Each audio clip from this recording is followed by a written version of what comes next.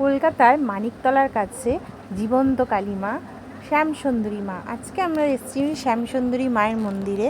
আমি কালকেও ভাবতে পারিনি যে আজকে আমি মায়ের দর্শন করতে আসবো।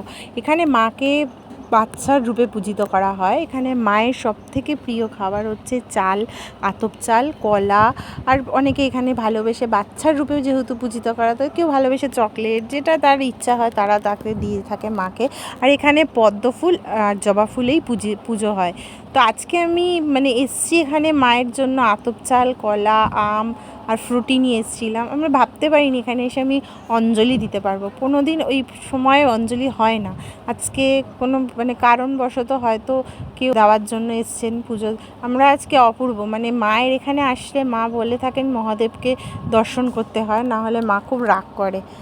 এখানে মায়ের মুখ এত মিষ্টি, এত সুন্দর, চোখ দুটো মায়ের কথা বলে, আর হাসিটা সত্যি মন কেড়ে নিল। আবার আসবো তোমার কাছে। মা সকলকে ভালো রেখো, ভালো এসো, তুমি আছো, সত্যি আছো।